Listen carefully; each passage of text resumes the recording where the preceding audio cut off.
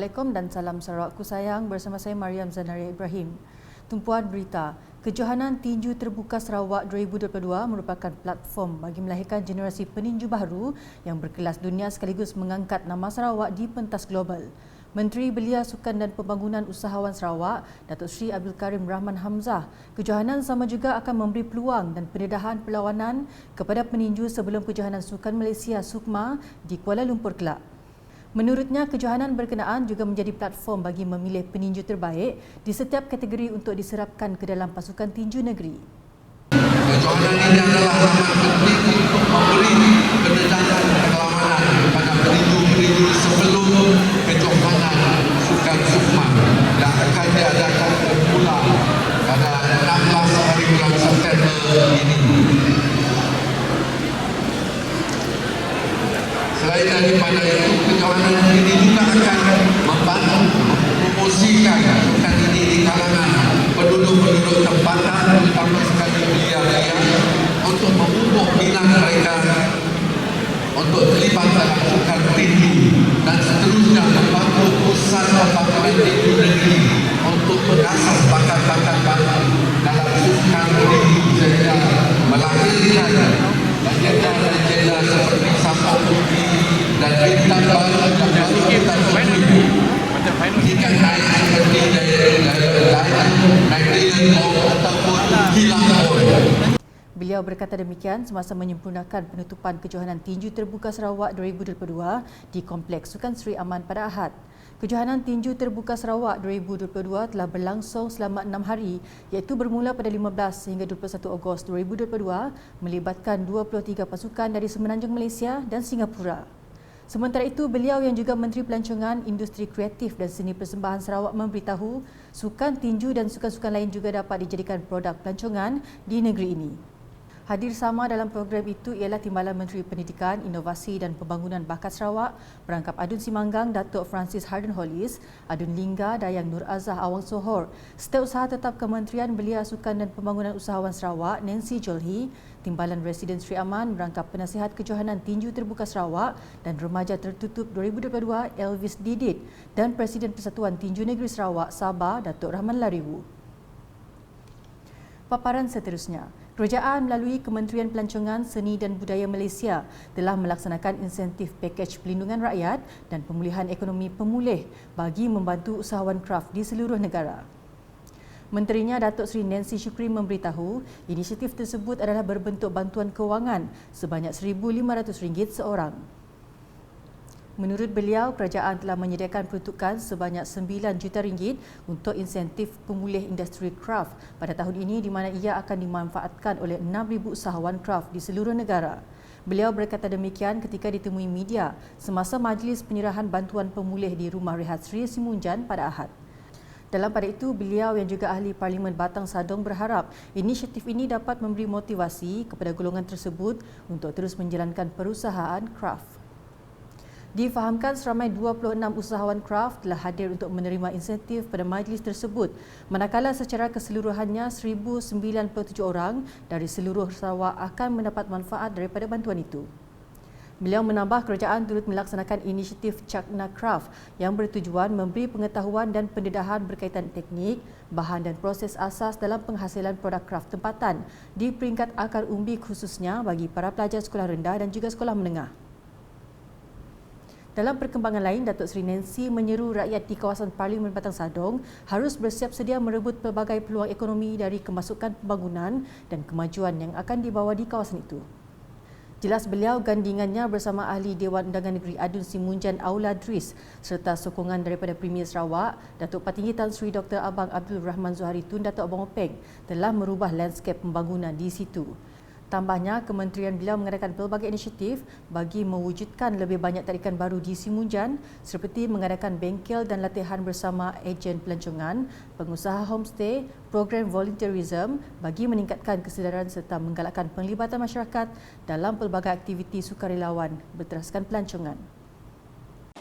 Selain itu, Yang Berhormat, kita ada juga Balai Seni Negara juga akan merancang mengadakan program interaktif dari pelajar Young Art Entrepreneurs ada gerannya untuk mereka menjadi young art entrepreneurs. Mereka berminat dalam bidang lukisan dan juga mural.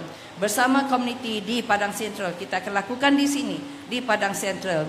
Ia melibatkan coaching, latihan dan beri panduan daripada 2 pelajar YAE iaitu Jaslyn dan Faylin, iaitu Jaslyn dalam pembuatan handicraft produk makanan tempatan dan Faylin the Rojak Project membuat wajah-wajah jati Simunjan yang dihasilkan dari bunga, daun, makanan warisan dan pelbagai lagi. Saya percaya wanita-wanita kita mempunyai banyak minat dalam bidang ini. Produk kraft tangan ini juga boleh dijadikan sebagai cenderahati atau buah tangan baru daripada Simunjan. Beliau berkata demikian semasa majlis perasmian Esplanade Simunjan pada Sabtu. Sementara itu, beliau memberitahu sebanyak RM500,000 diperuntukkan oleh kementeriannya bagi menaik taraf Taman Rekreasi Gunung Ngeli di bawah peruntukan Pemerkasaan Sektor Pelancongan, Kebudayaan dan Warisan. Laporan berikutnya, geran projek kecil luar bandar MRP sejumlah RM117,000 telah diperuntukkan kepada beberapa pertubuhan di Sebuyau untuk tujuan menjalankan aktiviti kemasyarakatan. Penyerahan geran tersebut telah disempurnakan oleh Menteri Utiliti dan Telekomunikasi Sarawak merangkap Ahli Dewan Undangan Negeri Adun Sebuyau Datuk Julaihin Narawi di Pejabat Daerah Sebuyau pada Ahad.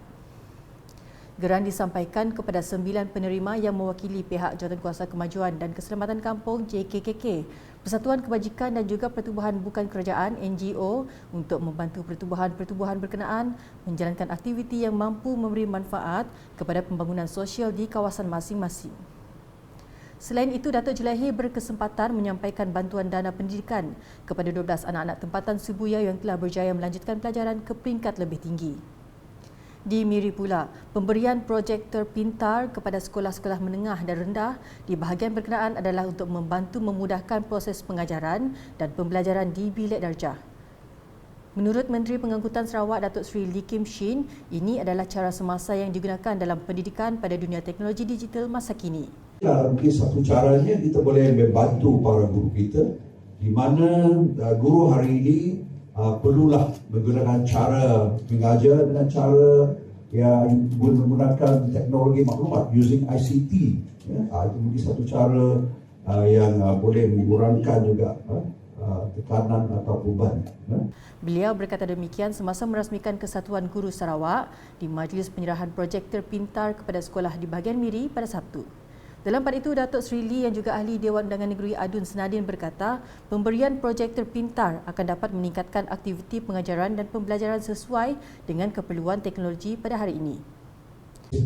If you look at the teaching method, we have, whether you like it or not, we have to use technology. Yeah, we have to use digital because we are already living in a digital world. And I think our education now have to be along the trend. Our focus should be continue to develop, our teaching methods using various technology, using various software and also various teaching apps. Dalam majlis itu, sebanyak 12 projektor pintar telah diserahkan kepada STU bahagian Miri bagi membantu guru dan murid dalam pengajaran dan pembelajaran. Di Kuching pula, Jelajah Agenda Nasional Malaysia Sihat ANMS 2022 di Maidin Semariang telah melabuhkan tirainya pada Ahad.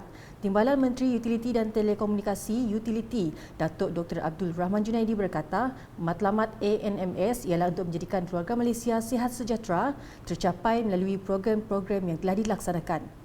Dengan adanya program sebegini, maka ia memberi peluang kepada banyak pihak, bukan saja untuk mengambil bahagian, malahan untuk diperkenalkan ataupun dikongsikan dengan maklumat-maklumat penting, kaedah yang terbaik untuk kita sama-sama menjaga kesihatan diri. Beliau berkata demikian semasa merasmikan majlis perasmian penutupan Jelajah Agenda Nasional Malaysia Sihat ANMS 2022 bahagian Kuching pada Ahad. Antara aktiviti yang berlangsung seperti Zumba, saringan kesihatan, pameran kesihatan serta pelbagai aktiviti lain. Terdahulu, Datuk Dr. Abdul Rahman dibawa melawat ke beberapa booth pameran kesihatan untuk melihat sendiri objektif yang telah dicapai oleh beberapa agensi terlibat dalam program yang berlangsung selama 2 hari itu.